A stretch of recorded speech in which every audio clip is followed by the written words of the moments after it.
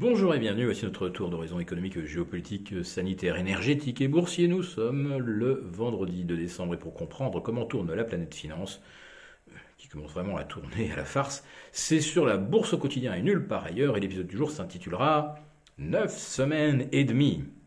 Ouais, ça parlera peut-être un petit peu plus aux anciens qui se rappelleront de ce film de 1986 qui réunissait à l'affiche Mickey Rourke, Kim Basinger, les deux acteurs les plus sexy et les plus bankable de l'époque, pour un film sulfureux qui lorgnait du côté du porno et qui retraçait 9 semaines et demie de relations torrides entre ces deux jeunes premiers.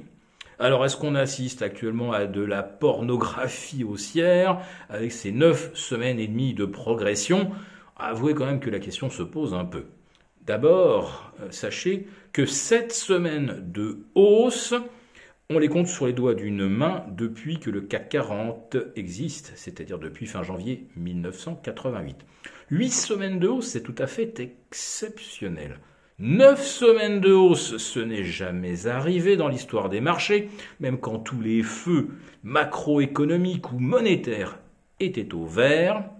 Et nous en sommes, si vous regardez bien le CAC 40 en bougie hebdomadaire, nous en sommes à 10 semaines de hausse, en fait 10 bougies vertes. Là aussi, scénario jamais vu et qui semble totalement impossible vu le contexte d'inflation, de hausse de taux, de récession qui s'annonce.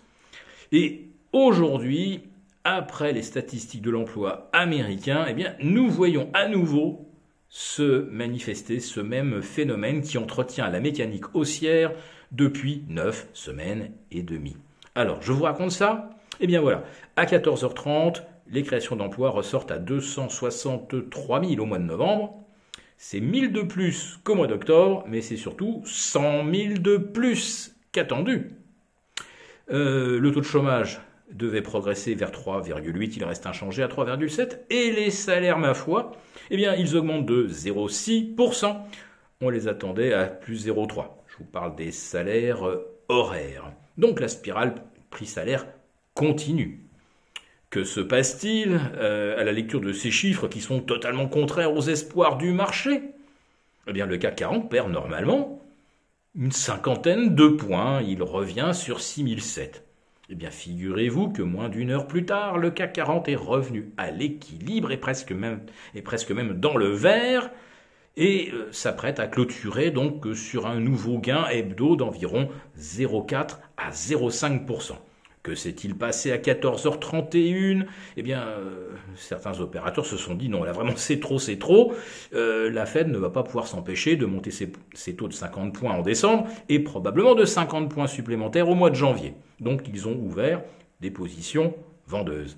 Eh bien, comme le 13 octobre dernier, le 3 novembre ou le 10 novembre, il n'a pas fallu plus de quelques minutes pour que ces ventes à découvert se fassent fracasser par une remontée tout à fait improbable des indices et qui contraint donc ceux qui les avaient initiés probablement à réduire la voilure, voire à inverser leur position. Plutôt que du 9 semaines et demie torride, je vais plutôt vous parler d'un 9 semaines et demie qui pourrait se situer sur un ring. Nous en sommes donc au 9e round et demi. Il y a un boxeur qui a les deux yeux au beurre noir, les pommettes ouvertes, un poignet cassé, les côtes enfoncées, il a quasiment un genou à terre. Il ne reste plus que quelques secondes avant le 10e round. Et figurez-vous que sa cote ne cesse pas d'augmenter. Tout le public voit qu'il est complètement KO, défoncé. On parie donc sur sa défaite, on parie contre lui. Et, à l'étonnement général, sur le grand tableau des bookmakers, le boxeur au bord du chaos voit sa cote exploser. Eh bien, c'est possible, effectivement, dans le monde merveilleux des marchés, où quand il y a un parieur pour, il y a un parieur contre. Quand vous misez sur un boxeur ou sur l'autre, vous mettez de l'argent et vous ne le reprenez pas. Mais dans les marchés, vous ouvrez une position, souvent à crédit, et quand vous dépassez un certain niveau de perte, vous êtes obligé de vous défaire, de vous déboucler. Eh bien, c'est pratiquement ce qui se passe depuis 9 semaines. Ça en fait donc une des hausses les plus artificielles, mais également une des plus malsaines de l'histoire. Et c'est une hausse où finalement tout le monde paraît complètement idiot. Ou alors soit vous êtes un suiveur systématique et vous ne vous posez pas de questions. C'est d'ailleurs ce que nous disent beaucoup de gérants. Ah bah cette hausse on l'avait pas prévue, mais allez, on la prend pour ce qu'elle est, elle fait bien nos affaires, et on est tout heureux de constater que le CAC 40 se retrouve à ses niveaux du 20 février dernier, avant le déclenchement de la guerre en Ukraine, ou ses niveaux de début décembre 2021.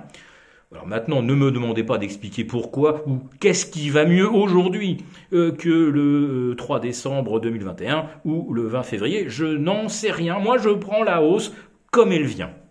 Et puis bien sûr, si vous n'achetez pas le marché après 7 semaines de hausse consécutive, ce qui est déjà exceptionnel, et que vous n'achetez pas après la 8e, on vous dit vous êtes complètement idiot. Vous voyez bien que ce marché a une dynamique haussière tout à fait inexorable. Et puis si jamais vous achetez et que ça se passe mal, alors là vous êtes un idiot, un imbécile, quelqu'un de complètement influençable, qui se lance dans n'importe quel délire spéculatif. Bref, quoi que vous fassiez, vous avez quand même l'air un petit peu bêta. Voilà. Donc nous, pour l'instant, nous n'avons pas gaspillé nos cartouches en tentant de timer le marché ou de prendre des positions inverses. Avouez quand même qu'au bout de 9 semaines et demie, on n'est peut-être pas très très loin de la fin du film, ou peut-être pas très très loin de la fin du combat en 10 rounds. Et même si ça peut paraître un petit peu répétitif, disposer d'une bonne couverture dans ces circonstances, ça semble tout de même être du bon sens. La chose dont le marché semble le plus manquer depuis 9 semaines et demie. Très bon week-end à tous et rendez-vous lundi.